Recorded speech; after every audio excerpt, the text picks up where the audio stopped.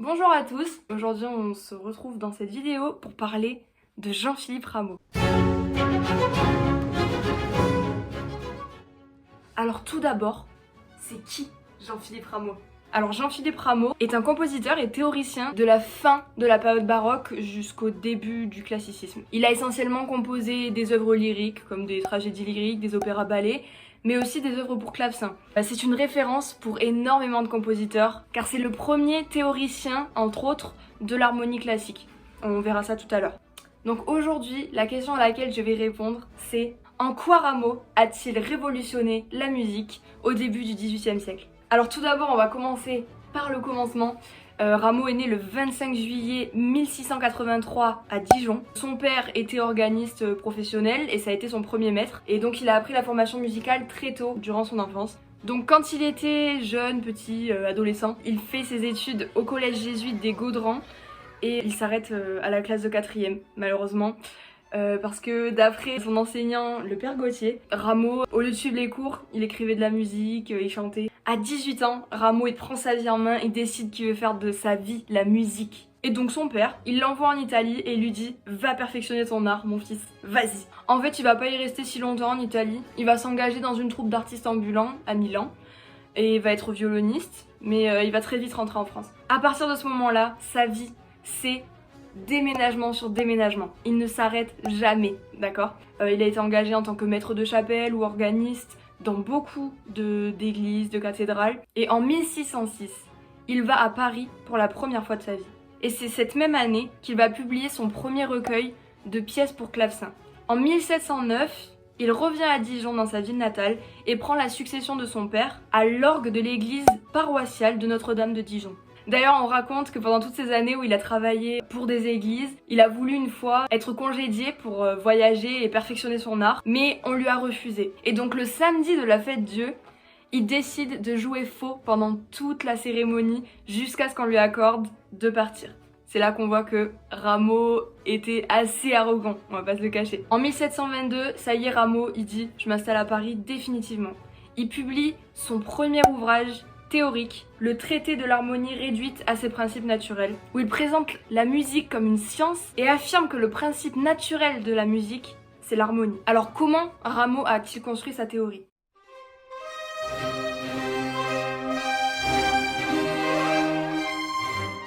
Tout d'abord, il part d'une corde et il va noter tous les harmoniques naturels qu'il entend. Octave supérieure, quinte, une autre octave, tierce, etc. Et il se rend compte qu'avec la combinaison de ces sons, tous les accords sont les mêmes, en fait. C'est donc grâce à ça qu'il en déduit le principe du renversement des accords, et puis plus tard, le principe du rapport entre la fondamentale, la sous-dominante et la dominante. Et donc ça va être les débuts de l'harmonie classique. Selon lui, c'est à l'harmonie seulement qu'il appartient de remuer les passions.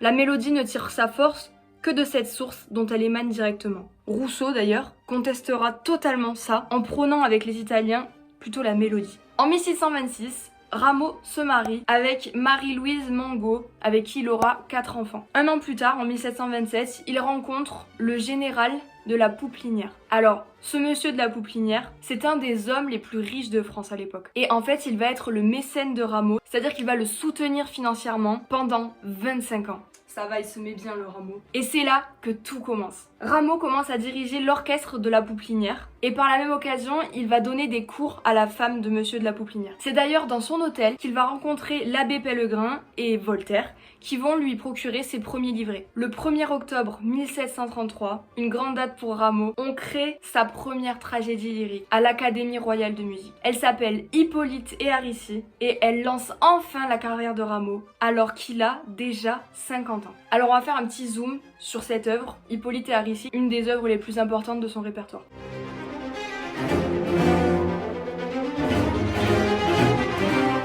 Alors tout d'abord, Hippolyte et Aricie, c'est une tragédie lyrique avec un prologue et 5 actes. Presque tous les personnages sont des dieux, des héros ou des déesses de la mythologie. Le livret est écrit par l'abbé Pellegrin. Donc Rameau, il fait une première représentation à l'Académie de musique qui, en fait, n'était pas très satisfaisante pour Rameau. Les auditeurs sont déçus, ils sont choqués parce qu'ils ont l'habitude de la musique de Lully. Et la musique de Lully, c'est une musique qui est quand même assez simple à écouter à l'époque. Lully prône la beauté avant de prôner la complexité.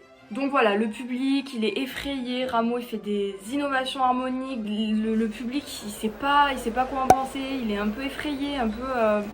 Bon, et donc en fait cette tragédie elle va initier une espèce de querelle entre deux camps. Il y aura les ramoneurs et les lullistes. Et donc en fait d'un côté on aura les partisans de Rameau qui sont partisans à de l'innovation, à du progrès dans la musique, et de l'autre côté on aura les lullistes qui seront partisans de la tradition, de la musique simple à écouter et accessible, plus accessible au public. Mais à partir de ce moment-là, Rameau il décide de s'écrire 2 ou 3 ouvrages par an. Et c'est ça qui va contribuer à la rendre célèbre. 2 ans plus tard, c'est la création d'un deuxième opéra de Rameau. Un opéra-ballet cette fois-ci, Les Indes galantes.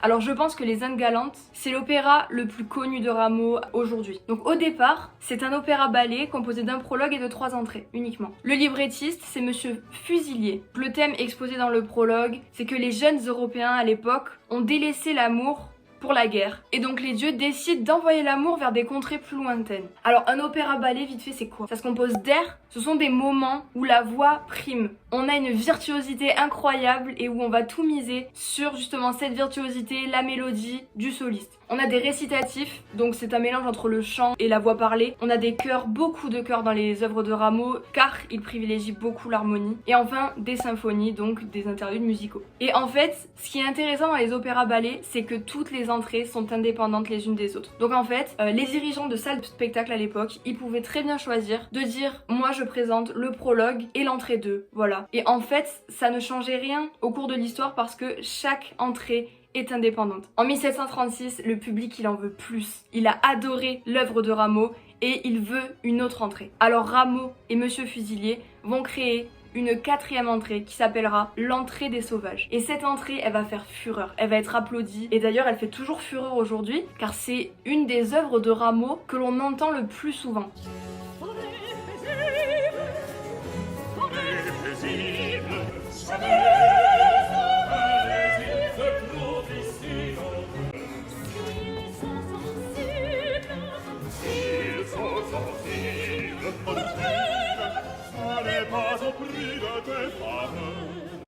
Et alors dans cette œuvre, comme dans beaucoup d'œuvres de l'époque, on voit que la vision de l'étranger elle est déformée. À l'époque, l'aventure, l'exotisme, ça fait rêver. Ça attire et ça effraie à la fois. Et c'est ça qui est fort. Et c'est exactement comme ça que Rameau va le présenter dans son opéra. Donc dans les 4 entrées, on va retrouver 4 endroits. Alors il y aura la Turquie, il y aura le Pérou, le royaume de Perse et l'Amérique du Nord, enfin pour l'entrée des sauvages à la fin. Et cet opéra, je trouve qu'il est très intéressant parce qu'on voit l'arrivée du siècle des Lumières avec cet opéra. On remarque qu'il y a très peu de présence divine dans la pièce. En fait, tous les éléments doivent être physiquement explicable dans cet opéra et c'est ce qu'a choisi Rameau et ça plaît au public parce que le public est dans une période de ras-le-bol de ces opéras remplis de mythologie, de héros et de dieux. Et donc en fait Rameau pour l'entrée des sauvages il s'est inspiré d'une ancienne œuvre de clavecin qu'il avait composée.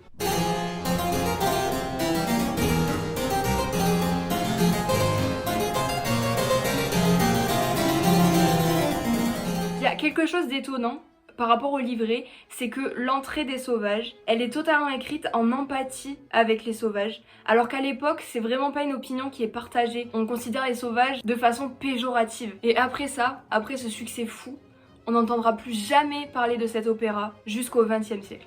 Encore 2 ans après, le 24 octobre 1737, à l'Académie royale de musique, on crée une nouvelle œuvre de Rameau qui s'appelle Castor et Pollux.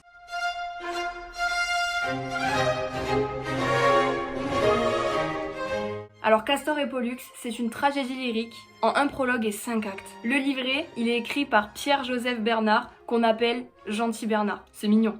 Et donc comme à l'habitude de Rameau, cette œuvre, la réception va être mitigée parce que on trouve que Rameau innove trop. On trouve que l'harmonie est trop complexe et qu'il y a trop de musique pour peu d'histoire. Alors l'Académie française, elle insiste beaucoup.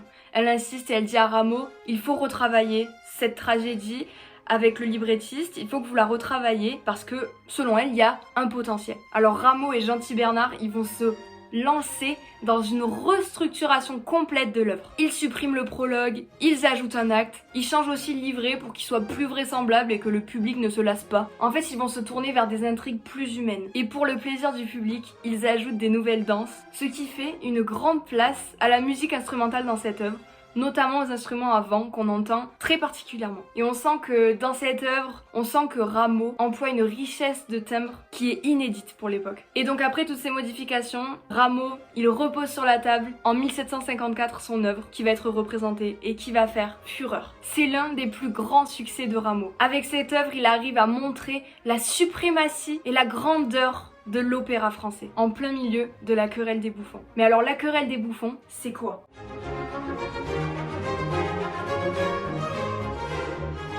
Alors déjà, très vite, la querelle des bouffons, ça a commencé en 1752. C'est une grande polémique qui va opposer deux camps. Celui des partisans de l'opéra français, mené par Rameau, et celui des partisans de l'opéra bouffa, donc du nouvel opéra italien, mené par Rousseau. Et donc tout ça, ça commence comment ? Ça commence avec la représentation d'un opéra à l'Académie française, qui s'appelle La Servante Maîtresse. Cet opéra, il est un peu à caractère comique, il est donné par des bouffons italiens et ça va déchaîner l'enthousiasme dans le public qui va adorer cette forme d'opéra qui est beaucoup plus simpliste et ça va mettre un gros coup à l'opéra français. L'opéra bouffa, en fait, pour faire simple, c'est un genre beaucoup plus léger que l'opéra à la française. Il est comique, les scènes sont plus courtes et elles représentent des scènes de la vie de tous les jours et ce genre plaît au public. Parce que l'opéra français à côté, il privilégie beaucoup plus la beauté, l'harmonie, la mélodie à l'avancement de l'histoire en fait. Et ce sont des opéras qui sont très longs, qui commencent à lasser le public et donc le public commence à vraiment se diriger vers l'opéra bouffa. Et donc Jean-Jacques Rousseau, à l'époque, c'était un grand partisan de l'opéra bouffa. Et alors,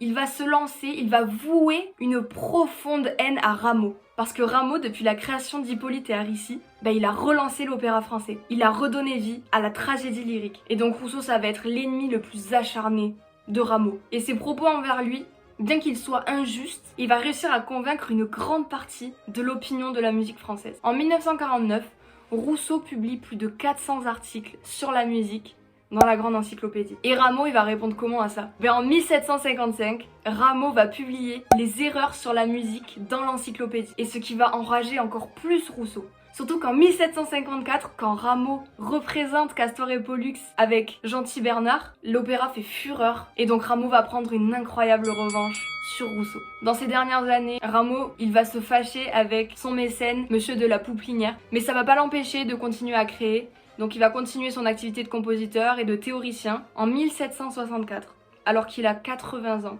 Rameau va écrire sa dernière œuvre, Les Boréades, qui ne sera créée malheureusement que 2 siècles plus tard. Donc Rameau n'aura jamais pu voir la création de son œuvre. Et donc la même année, en 1764, Rameau décède. Pour conclure, je pense que Rameau, il a avant tout été un innovateur parce que c'est lui qui a commencé à complexifier l'harmonie et c'est lui qui a toujours provoqué des avis mitigés durant la représentation de ses œuvres parce que justement c'était trop innovant et que le peuple n'était pas prêt pour ça, n'était pas prêt pour autant d'innovation. Mais d'un côté, Rameau c'est aussi un traditionnaliste. On l'a vu dans la querelle des bouffons. Les Italiens arrivent en France pour amener du changement, mais Rameau campe sur ses positions et décide de perpétuer l'opéra à la française. Malheureusement, après sa mort, personne ne prendra la relève et donc l'opéra bouffa prendra le dessus. Voilà, j'espère que cette vidéo vous a plu et j'espère que vous en avez appris plus sur ce génie qu'est Rameau. Salut!